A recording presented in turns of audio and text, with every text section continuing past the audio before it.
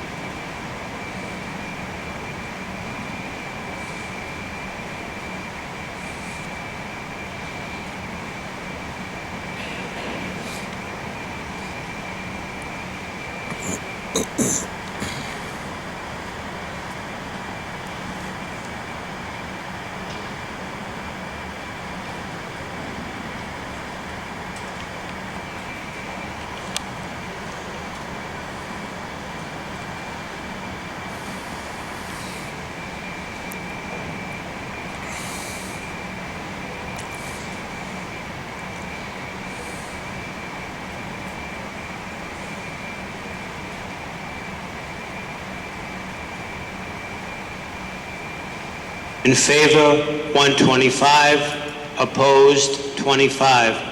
Required to pass 100. The article passes.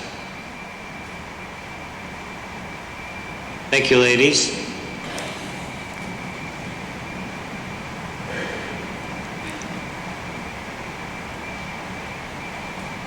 Mr. Lasecki, Article 11. Article 11, motion to adopt, appropriate and transfer $202,125 from the Tewksbury Community Preservation Fund for the purpose of the article. Name and address for the record, please. J. Kelly, 22 Karen Lee Lane. Mr. Moderator, I call your attention to the executive summary, specifically the next to last sentence, which reads, "The current condition of the site is unsafe and prohibits full use of the facility due to its condition." Mr. Moderator, that's an argument in favor of passing the article. It does not belong in the executive summary. I don't know which town official or town board is responsible for reviewing the executive summaries, but they should not contain arguments for the article. This occurs also in the next article. So I'd ask whichever official or board is responsible for this to make sure that this doesn't occur in the future. Thank you. Mrs. Reed? Thank you so much. I apologize for that, putting that in there. I will say, though, part of that is literally, part of the rationale for recommending adoption of the article, which we do recommend adoption of the article. But I will keep that in mind going forward, or, anyone else writing articles. I appreciate it. Thank you. Mr. Anderson? Anderson, 82 Pleasant Street. Again, I stand before you this evening, and I don't want anybody to think that I'm against any school projects or anything to do with the schools. But I look at $202,000 to upgrade a field. I have no objection to that. My objection is, who's going to care for this field? The other part of this is in the executive summary is when I look at lacrosse, for the use of lacrosse and field hockey, we have a stadium right out here that I felt was built for that. So I don't understand what the purpose of building the baseball field, which I feel should just be for baseball, adding these two components. My biggest argument to this $202,000 is, what is the purpose, or who is going to maintain this going forward? We just asked for a water truck. Is that the deal that we're going to have out here on this baseball field? We find that we put sod within the school grounds here. We find that we didn't put an irrigation system, so now we have a situation where the grass is dying. So I understand, I imagine that's what this water truck is for. My deal is that if we're going to spend $202,000, there needs to be some sort of maintenance program going forward. And if that can't be explained, until that time, this article should be indefinitely postponed. Did you want to answer the question, Mrs. Reed? I would like to try to answer the question if I could, please. With regard to, if I can remember the questions, the field hockey and the lacrosse plan there is actually to utilize the outfield and to square it off, shall I say, and so that there can be two practice fields. They wouldn't be where the diamond is, it's in the back. So currently they really can't use it for that because there's a softball field on top of it. Does that answer that question? Because it's going to make it so it's available for more use than just baseball. And not when I see a field out here with synthetic turf that was built purposely for that.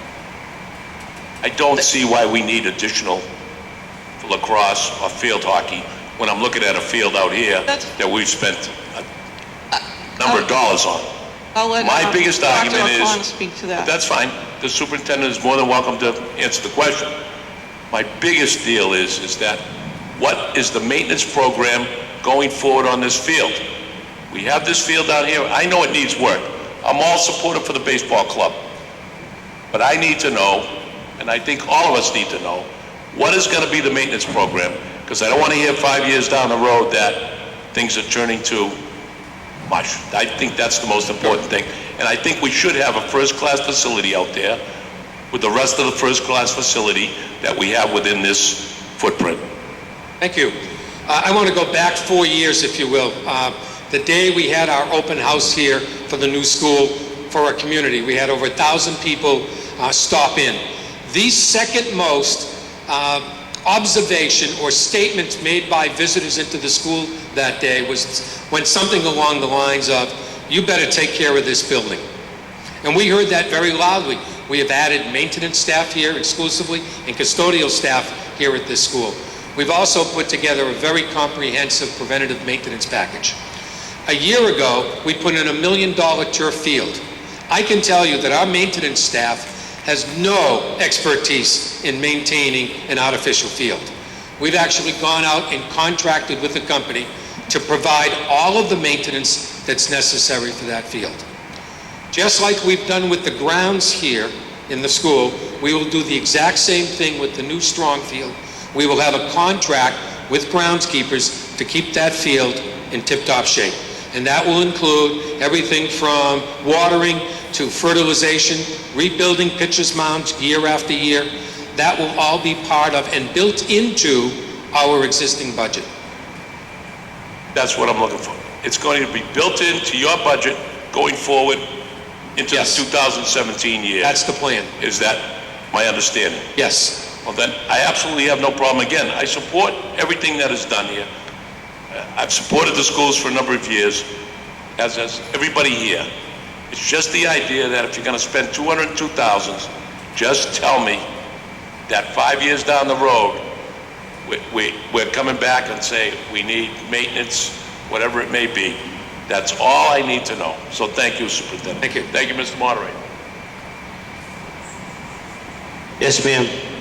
Donna Palza, 387 Trail Road. I rise in support of this article. I just have one question related to the replacement of the bleachers and ADA accessible seating, and if that's in compliance with the intent of the law.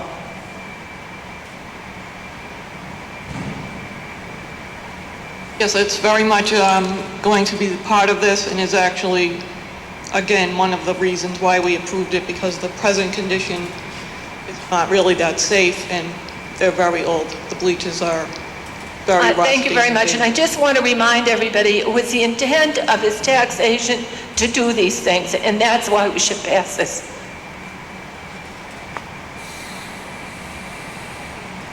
Yes, sir. Name and address for the record, please. Name is Bob Kale, River Road. Puzzles me the most is that these two articles, PPA fund, got to do with... You're going to have to speak into the mic, sir. It's got to do with recreational. Now, back in, I believe, 2012, originally it was for conservation land, trails, and the historical buildings. but now the state changed it to other activities. I'm referring to the Ellen Fleming School up in North Tewksbury.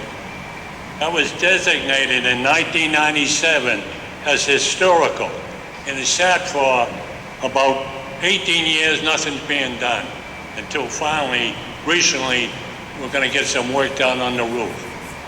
My take is this recreational activity is superseding this building that should be refurbished before it's unrepairable and put to use somehow.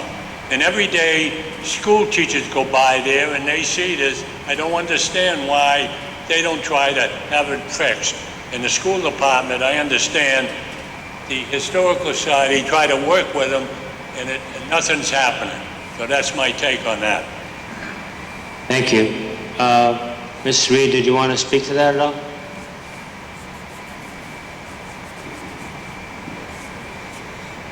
To speak to the Ella Fleming School, there is a project on slate for that, and it's, I believe, in the bid process right now.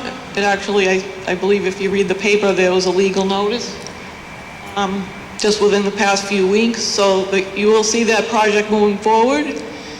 The architect is the same architect that's doing the town hall, I believe, and so that will be getting done.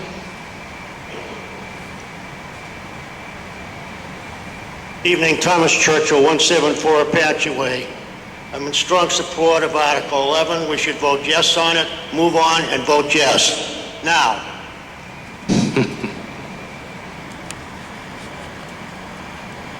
Anyone else? All right. I'm going to take a vote on this.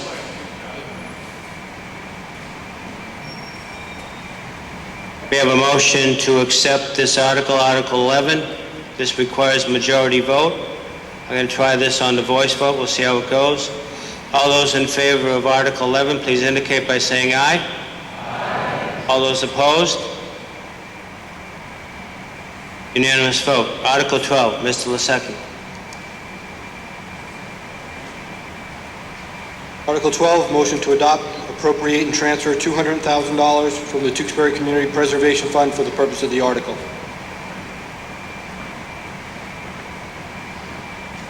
Any discussion on Article 12?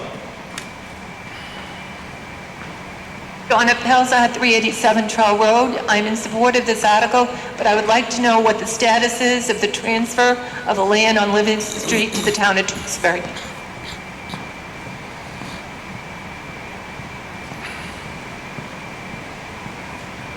The bill to transfer the land is still in committee. We have not heard when the bill will be heard, so we're waiting.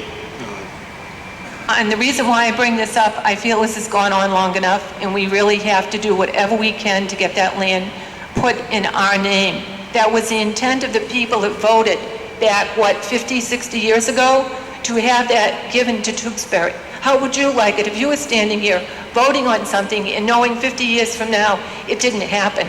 We've got to try to finesse it a little further. I agree.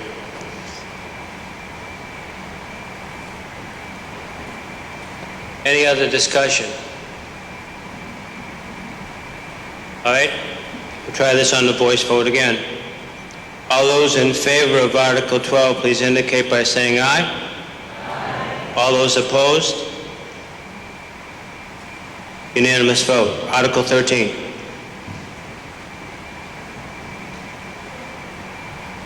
Article 13, motion to adopt, appropriate $5 million for the purpose of the article.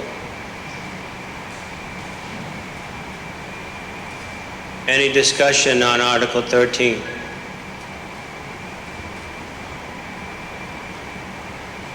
Kevin Donnelly, Westland Drive. Mr. Moderator, I don't have anything against this article. I'd just like to understand a little better how this is going to impact us in 2016 expense-wise and in next 3 or 4 years expense-wise. What's the current plan? And then my second question is, how come this is coming up now? I thought there was a preliminary settlement in 2009. It takes 7 years to work through. But I'd just like to know the particulars about this. Very excellent questions. The reason why this is coming up now, we have been meeting as a group for the closure of the Sutton Brook landfill. And a question came up from one of the potentially responsible parties' attorneys asking if the town had fulfilled its obligation under the agreement to bond or authorize the borrowing of $5 million for the closure. I was unaware of it. I was not here when the agreement was made in 2009. Went back, looked at the history. We had not gone to town meeting to authorize the borrowing. So this meets that obligation of the agreement between the potentially responsible parties. It's coming up now because we just never did it and I didn't know about it. Should not impact us going forward because we're not required to borrow the funds. We're just required to authorize the borrowing of the funds. I think it was put in place in case the town defaulted in any way. We're currently on a payment schedule that goes through 2039. We're paying approximately $347,000 a year as our payment towards the closure. We'll do a review to see if borrowing this money under the current interest rates makes more sense than the current schedule we are on to save us money. And if it does, then we'll move forward with that. But if it doesn't, we'll maintain the schedule we have. How much money did you say you used? 190,000? Couldn't hear your question. How much money did you say you're spending through 2039? How much a year? Total's a little over $10 million. When you add, okay. it's at 5% interest. All right, thank you. Any other discussion? All right, this is a borrowing article. This requires a 2/3 vote, and it's important to me that we take a standing count on this, so we're going to do a standing count on this. All those in favor of Article 13, please indicate by rising. Counters, please count.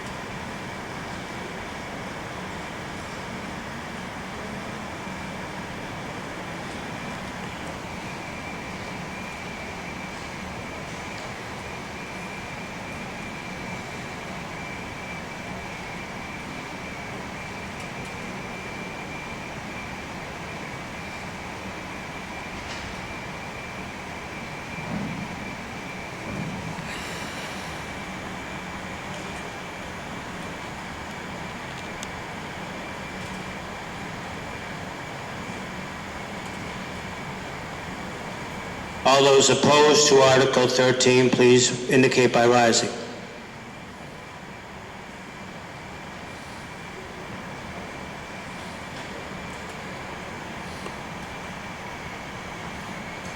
I see no one rising. I'm going to take that as a unanimous vote. Thank you.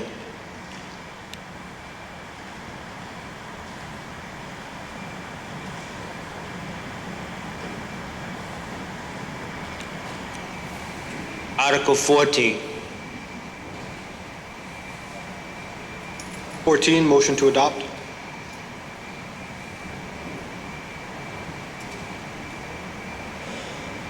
What is that? Can we get that again, Ray? I didn't hear you, I'm sorry. Article 14, motion to adopt. Motion to adopt, I'm sorry. Mr. Montori, you want to make a motion on this? That's right, you can't. I'm sorry. Mr. Johnson, I would like a motion on this one to postpone to a time certain, and that would be after Article 19. Yes, sir. All right, Mr. Moderator, I'd like to make a motion to postpone discussion of this article to a time certain, which would be immediately after Article 19 is discussed. Let me just explain why we're doing this. This particular article is a personnel bylaw article. It requires a secret ballot, so we're going to move it to the end of tonight's meeting. That postponement to a certain time certain will simply be this evening after we complete Article 19. So I'm required to take a vote on the postponement, so I just need a majority vote. So all those in favor of postponing this until after Article 19, please indicate by saying aye. All those opposed? Okay, we'll put it at the back of the line. Thank you. Article 15. Article 15, motion to adopt. Mr. Moderator, I'd like to propose an amendment to Article 15. Specifically, the wording as written in the warrant I'm looking at. He need not be a resident of the town or the Commonwealth when appointed, but shall become a resident of the town or live within and here I'm going to strike out the word 10 and substitute the word 50. 50-mile radius of the town during the first year of his action, and then continue the third sentence of Section 5A, effectively changing the wording in the current law from 10 miles to 50. I do not want a town manager who can't live within 50 miles of this town. I personally wish he would live in the town. I don't want him commuting from Maine. I don't want him commuting by plane from his home in Wisconsin. I don't want him living down the Cape. He wants to take a couple of weeks vacation.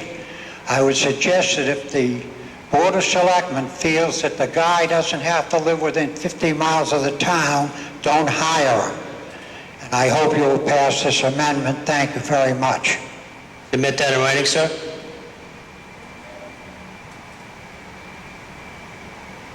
Mr. Johnson.